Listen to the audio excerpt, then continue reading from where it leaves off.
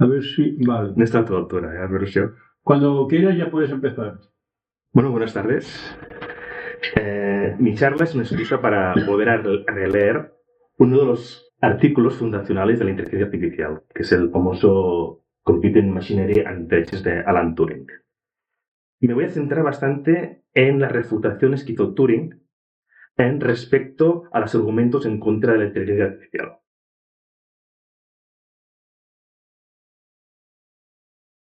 Ante todo, Turing intentó responder a la pregunta de que si las máquinas pueden pensar.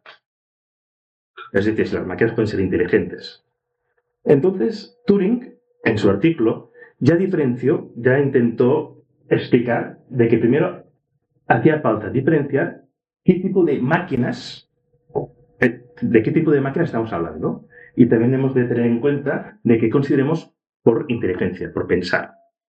Entonces, por pensar, Turing ideó una especie de nueva versión de un juego victoriano.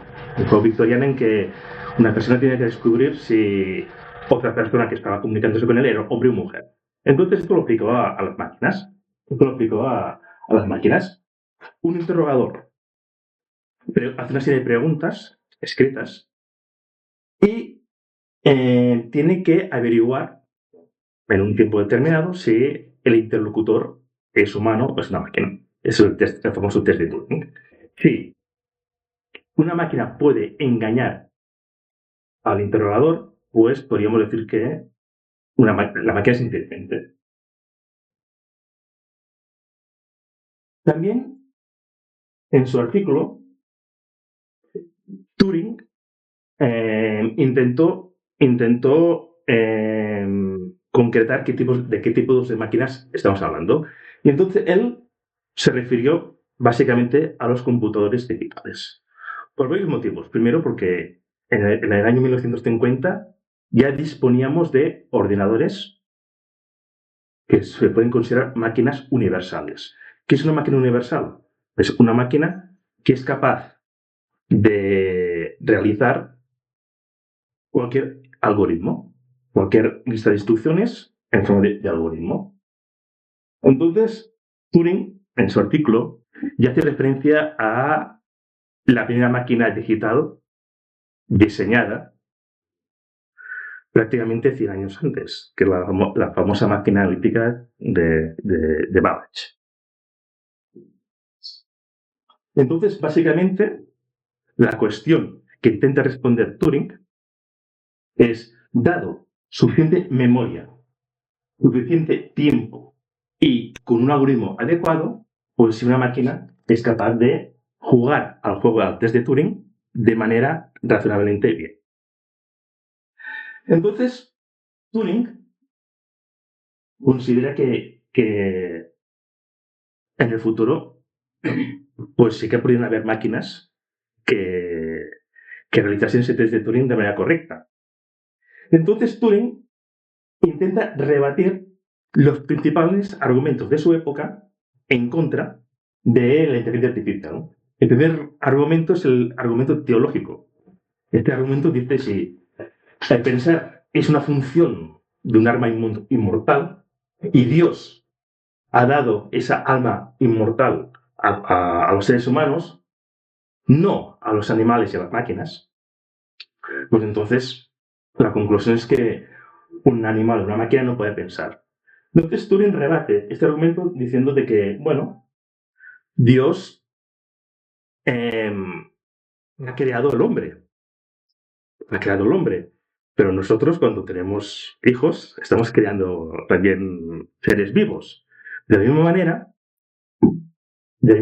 con la misma analogía, pues Dios, él considera de que, bueno, en el caso hipotético de que existen almas y que las almas solo las puede proporcionar Dios, pues construir una máquina inteligente es como construir el receptáculo para que Dios inculque una alma inmortal. Obviamente, Turing era ateo, pero no quiso entrar en discusiones más allá de este argumento. El segundo argumento es el argumento de de la cabeza debajo de la arena, del avestruz, el argumento del avestruz. Entonces, este argumento dice de que si las consecuencias de la existencia de una máquina pensante pueden ser catastróficas. Entonces, por lo tanto, no pueden haber máquinas pensantes. Entonces, bueno, Turing considera que este argumento no tiene sustancia, que no necesita ni refutación. Es más, este argumento es un tipo de falacia lógica. Es el tipo de falacia del argumento y la consecuencia de que si una hipótesis, esta falacia dice que si una hipótesis conduce a unas conclusiones malas, entonces la hipótesis es falsa. Es una falacia. La validez o la invalidez de una hipótesis no depende de si las consecuencias son agradables o no son agradables. El tercer argumento es el argumento matemático. Entonces, bueno, el señor Gödel, en el año 31, ya demostró de que, de que las matemáticas tienen fallas. No podemos probar todo con las matemáticas. ¿Vale? Siempre habrán principios que no podrán ser probados. Entonces dice, el señor Turing lo rebate muy fácilmente. Bueno, estas limitaciones de las matemáticas también son limitaciones del cerebro humano. O sea, podemos construir máquinas con esas limitaciones. No implica que no sea inteligente, porque el ser humano tiene también limitaciones parecidas. Otro argumento es el argumento de la conciencia. Entonces, bueno, las máquinas no pueden escribir un soneto, no pueden sentir emociones. O sea, no podemos construir una máquina, un artefacto que sienta emociones. Bueno, el señor Turing aquí se sitúa en un punto de vista bastante solipsista, diciendo que nosotros tampoco yo no puedo saber si otra persona tiene sensaciones. Y que este problema, que es propio de la conciencia, es un problema distinto del problema de la inteligencia. O sea, podemos construir máquinas que sean inteligentes y que no sean conscientes. Otro argumento interesante es el de las varias disabilidades, de que siempre habrá alguna cosa de que la máquina podrá hacer. Por ejemplo, no podrá tener sentido de humor, no podrá tener iniciativa, no podrá cometer errores, no se podrá enamorar. Bueno, pues lo que hace Turing para rebatir esto es de que, bueno, primero, una máquina puede registrar sus propios estados internos. Es una manera de detectar no las sensaciones, porque una máquina puede tener sensaciones, pero es una manera de detectar lo que está pasando dentro de la máquina. También, con suficiente memoria, suficiente tiempo, pues una máquina puede realizar muchas de las funciones de que, en principio, consideramos que son imposibles. Y también podemos programar una máquina de manera que cometa errores. Otro argumento que intenta rebatir Alan Turing es el de Lady Lovelace, que este argumento dice de que una máquina no tiene creatividad. Una máquina se limita a realizar lo que está implícito en el algoritmo. Y Turing lo rebate diciendo de que una máquina puede sorprender a los humanos. ¿Por qué? Porque las consecuencias de las operaciones de las máquinas muchas veces no son visibles a primera vista.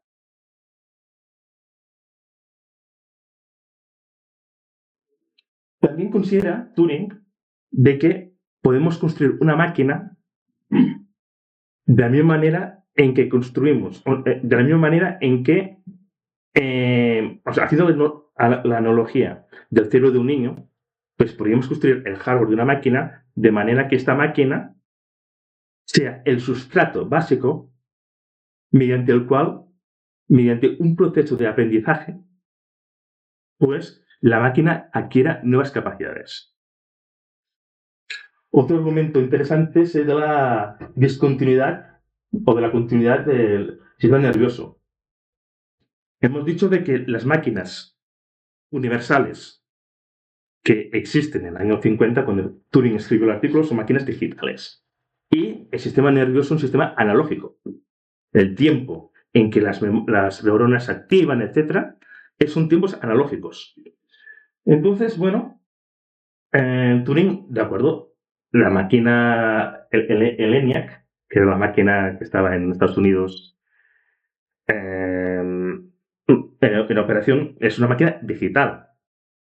Las máquinas universales son digitales, pero cualquier sistema analógico puede ser construido a través de un sistema digital en un tiempo, dando suficiente tiempo.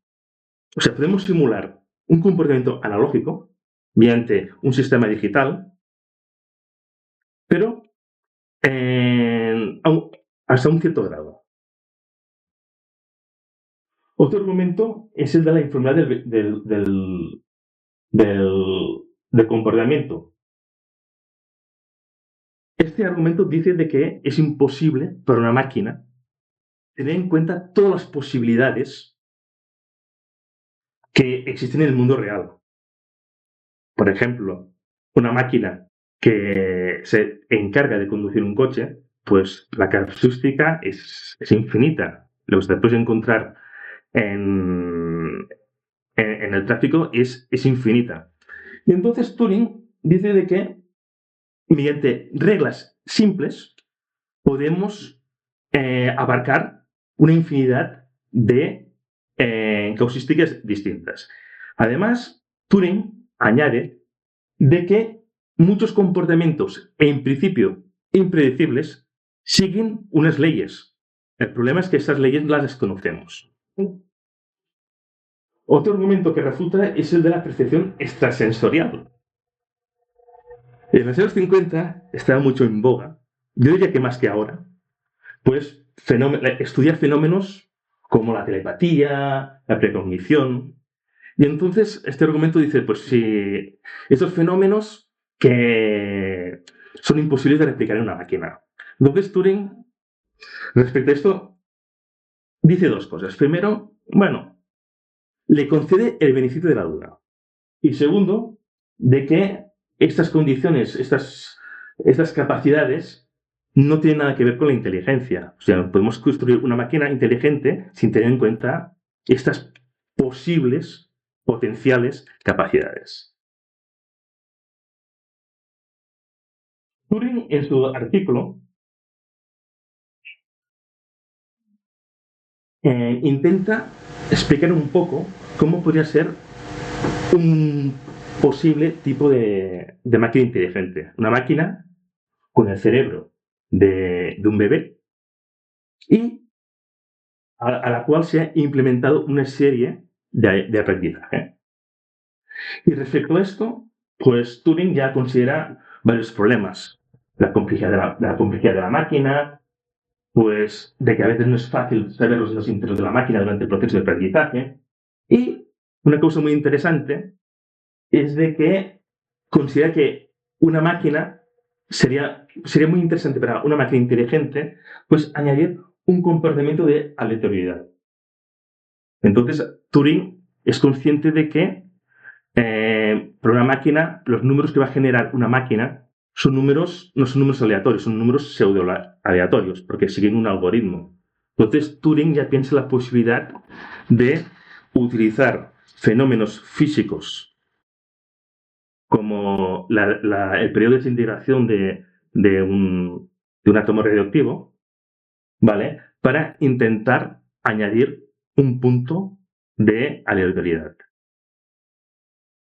Y bueno, esto es todo.